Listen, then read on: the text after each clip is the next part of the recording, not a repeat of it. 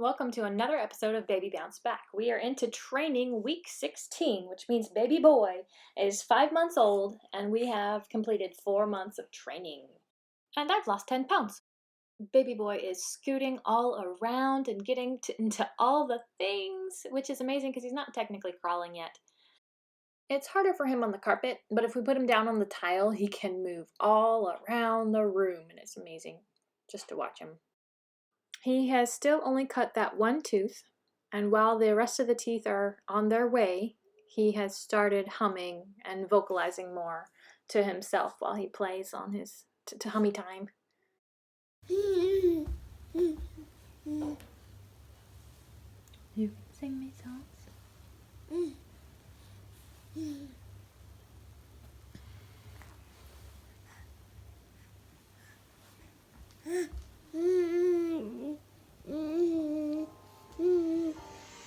I actually froze this frame so you could see how crooked my hips were on day one compared to now.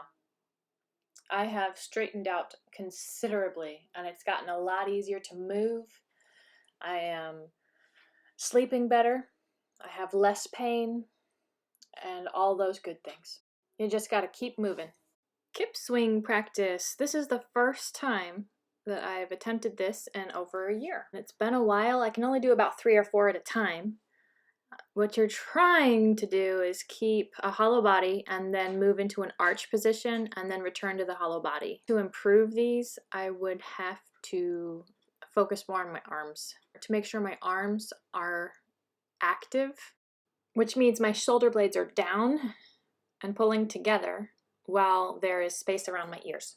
There's probably more to fix here, but I don't know how to verbalize it. Sorry, guys.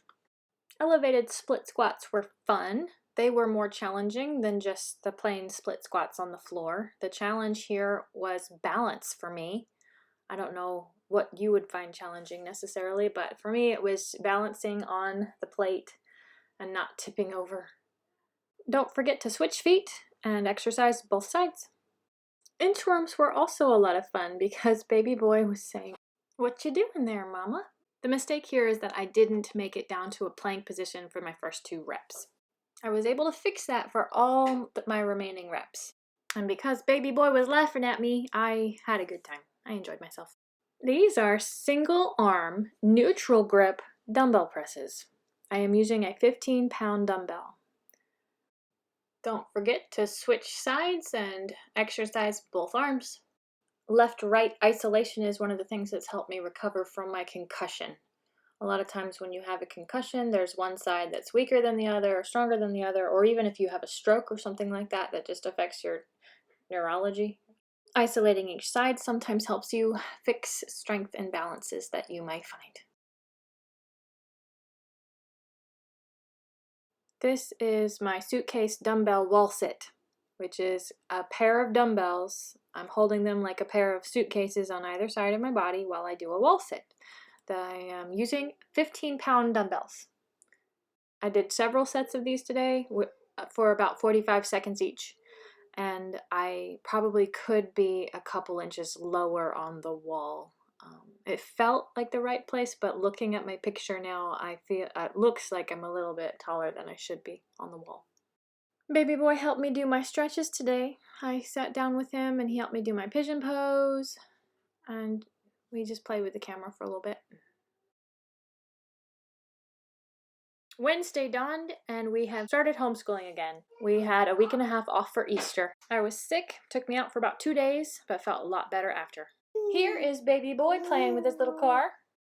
I decided to do my box breathing down on the floor with baby boy while he's doing his tummy time. He says hi. You say hi? It took me a while to get started though.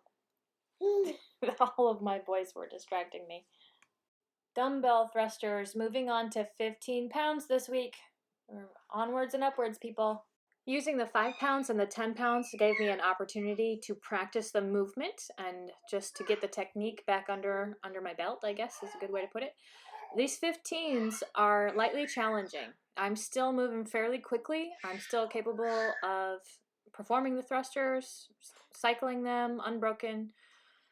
I do have to slow down as I get tired, though. I brought all my plants inside because we hit another freeze spell. Here it is after Easter, and our weather is still below freezing. We have scattered sunshine and snow showers. It's kind of what happens up here right now.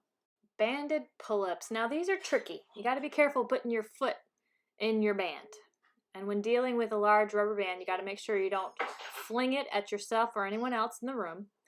I found the largest band I own, which is about 5 centimeters wide, and I could still only do about 3 pull-ups in a row. And after 3, or I guess that was the 5th rep, I needed to kind of kick up using the wall. I call it a wall assist to kind of help get me started, because my arms have never been my strongest set of muscles. Massive improvement in my jump rope this week. I was able to do 100 single unders in a row, and I did it twice. I want to wait until I can do 200 single unders in a row before I start attempting double unders. As you see, I did shorten my jump rope a couple weeks ago, which has forced my hands lower into a better position. Don't forget to cool down. We have a new video this week. My trainer sent me a new one with different stretches to try, including downward dog. This one's very good for me. I am not able to get my heels down on the floor all the way yet. I am working on it. There is something funky on the right side of my body that has been giving me trouble all the way through my arm and my leg. I just have some kind of residual, I don't even know. But here I have to be careful with my back, and the baby boy sees me and he's smiling at me, and that's so fun. What I'm trying to do here, I did not rest my knees on the ground. I just kept the arch, and I kept my belly tight to protect my lower back. And then I returned back to this downward dog position to try and get my heels down some more. These are the runner's lunge stretches. I've always been fairly comfortable in these poses, so it's not too much trouble for me.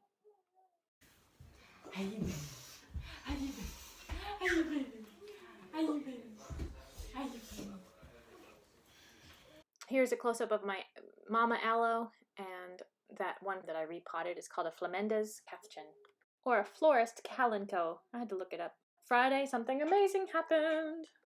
Baby boy has learned how to escape his baby chair. This is why they tell you to strap them in, by the way. And this is also why I never put him up on a surface. I always leave this chair down on the floor, because I've always used these chairs with my children. I like them, and they escape them. He's about 5 months old. He's learned how to escape. Are you good? Go ahead. Don't let me distract you. You were busy doing something. What were you doing?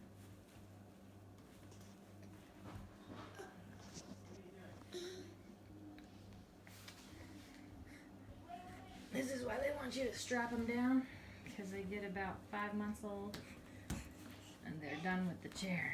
They're ready to explore the world. Aren't you? Aren't you ready to explore the world? You gonna come this way? You gonna make it out? Look at you.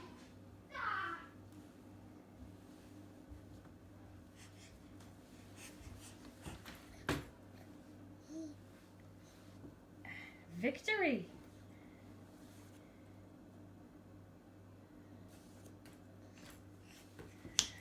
You did it! You got out of the chair! You have cleared the obstacle. You are ready to adventure across the floor.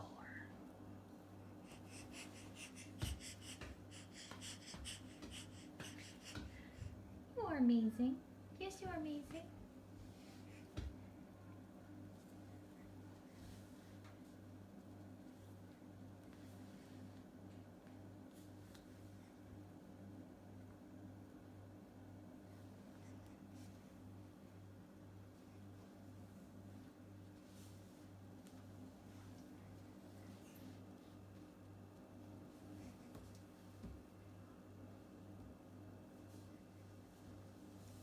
Boo. You got smiles for me? You got more smiles for me? Thank you. Good job, baby. Last day of working out was Saturday this week, and we started off with a chainsaw row, which is like pulling the cord on the chainsaw. You're trying to start the motor, you just pull it back real fast. I'm not particularly fast myself, but that's the idea here. I'm using a 15-pound dumbbell. Don't forget to switch sides. Get an even workout on both sides of your body. This is called a banded split stance palaf press, and I had to look that up because I was like, what? This is a rice pilaf? What's going on? And apparently John Palaf is a physical therapist, and so this is named after him, I suppose. Elevated hip thrusters are still challenging. They're getting a little easier, and this elevated position is a lot easier on my back than flat on the floor, so this has been a good challenge. This is an air squat hold. The challenge is to keep your torso upright. You don't want to lean over or stare at the floor. You're trying to keep your torso upright while you hold an air squat position. You can put a chair or something close by you in case you fall backwards, but give it a try. It's a good challenge. And try keeping your core tight. When I got tired, I did fall into a grass position and stretched out my lower back a little. Hold that for about 30 or 45 seconds, see how you do. These are my cool down stretches. I'm going to try and record some of these downward dogs until I can get my heels down on the ground. I'm still about an inch away from the floor. I think a couple days ago I was a lot further than that. So this is even improvement, even from this week. You got more to say? You going to say hi to us?